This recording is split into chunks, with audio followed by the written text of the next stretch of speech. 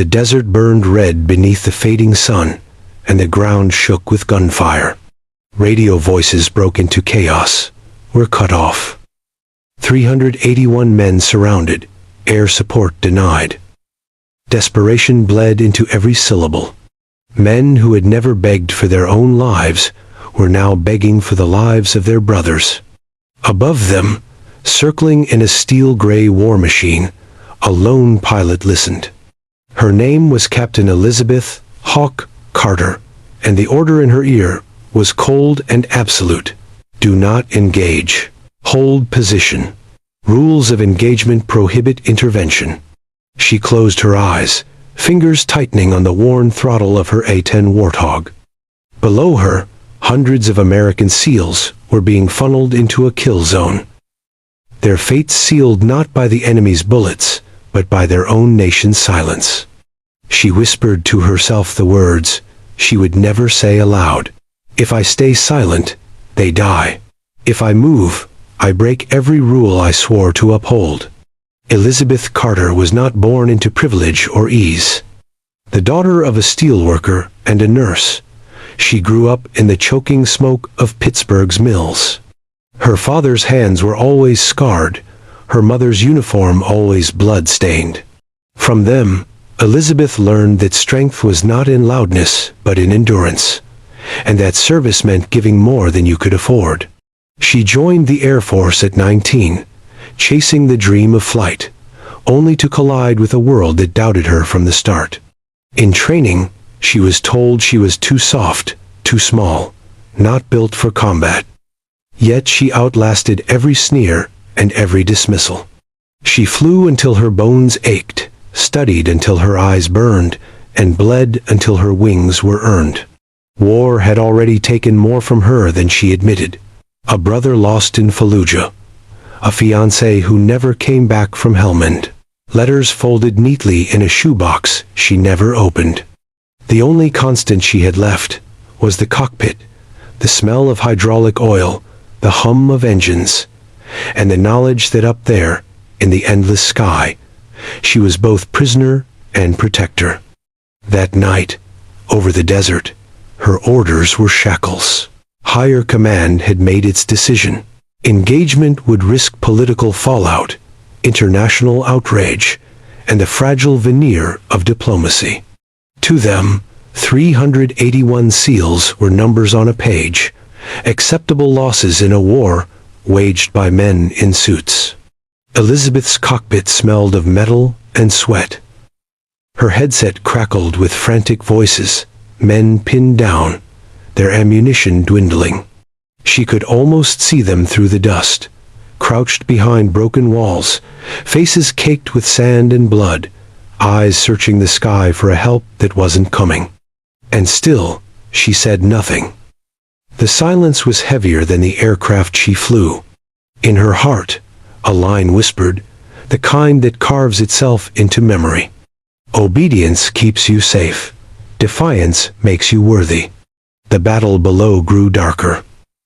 Enemy forces swarmed in with ruthless precision, cutting off escape routes, choking every possibility of survival. The SEALs' transmissions became fewer, weaker, each voice a candle guttering in the wind. Elizabeth's hand hovered over the master arm switch. If she flipped it, the cannons of her A-10 would roar to life the unmistakable growl that could turn the tide of the fight. But the act would brand her a traitor, a criminal in the eyes of her own command. Hold position, the order repeated. Colder this time, more final. And yet, in the depths of her silence, something stirred. A memory of her brother's last letter, written weeks before he died. Liz, if you ever have the chance to save even one of us, don't wait for permission. Just do it. Elizabeth exhaled, and with it, she let go of fear. She armed her weapons. Below, the desert erupted in tracer fire, enemies tightening the noose, and then from the sky a shadow broke every rule. The A-10 Warthog dove, its engine screaming, its silhouette cutting through smoke like judgment itself. Elizabeth's hands were steady, her heart unshakable. She fired, and the night shattered. The iconic growl of the GAU-8 cannon thundered across the battlefield. Metal tore the earth, enemies scattered, and for the first time that night, the SEALs looked upward with something like hope. Every pass she made was an act of treason and an act of salvation. She carved corridors through the enemy lines, buying seconds, then minutes, then survival.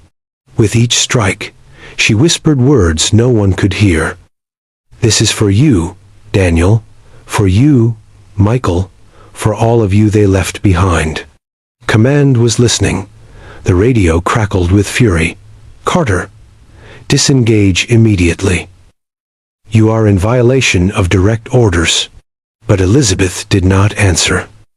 Silence was her rebellion, and every round she fired was a sentence against cowardice.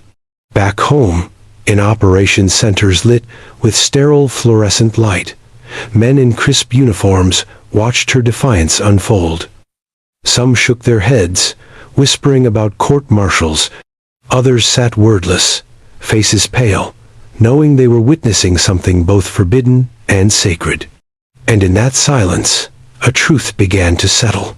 No one would remember the paperwork, but all would remember the woman who broke chains to save her own. As the last of the enemy forces broke and scattered, Elizabeth whispered to herself the words that would outlive the war. "I'd rather stand court-martialed for defiance than kneel before silence as they died." And later, when she landed her A-10 on the cracked tarmac of a forward base, engines still hot from the fight, she removed her helmet and faced the stunned stares of soldiers who had heard the story already spreading like wildfire. She said only this: "Rules build empires. Honor saves lives." When the SEALs were finally extracted, exhausted but alive, they refused to speak of the firefight without mentioning her name. 381 men, hardened by war and silence, stood shoulder to shoulder and saluted a woman who had risked everything for them. News of her disobedience spread faster than any reprimand. In bases across continents, soldiers passed it like a secret, whispered it in barracks, wrote it into notebooks. They didn't speak of medals or commendations. They spoke of the look in her eyes as she chose defiance, and of the sound of salvation raining from the sky. The official inquiry dragged on, filled with accusations and sterile words. But when the SEALs were called to testify, they arrived in numbers too large to ignore. 381 men entered the courtroom in silence, their very presence louder than any defense. Not one condemned her. Not one allowed the gavel to fall. And in that overwhelming silence, the panel understood. Punishing her would mean punishing honor itself. Elizabeth Carter did not walk away unscarred. She lost promotions, lost favor, and carried the weight of her choices like shrapnel buried beneath the skin. But she gained something rarer, an unshakable place in the hearts of those who lived because she chose courage over compliance. Years later, at reunions and funerals, her name was still spoken with reverence. Not as a pilot who disobeyed, but as a protector who remembered what others forgot. That lives are not numbers and rules are not gods. And so the story became legend. One carried not in headlines, but in the quiet toasts of soldiers, in the whispered prayers of families, in the eternal truth carved into memory. She broke the rules, and because of her, we came home. There are moments in history where silence is betrayal, where the cost of obedience is too high for any soul to bear. Elizabeth Carter's story reminds us that true honor is not measured in medals or regulations, but in the courage to do what must be done, even when the world tells you not to. What do you think of her choice? Would you have risked your life, your career, your future to save others? Share where you're watching from, and let your voice join this story. And if you believe the world needs more stories that honor silent heroes who stand when no one else will, subscribe and stay with us. Because sometimes, The greatest battles are not fought with weapons, but with conscience.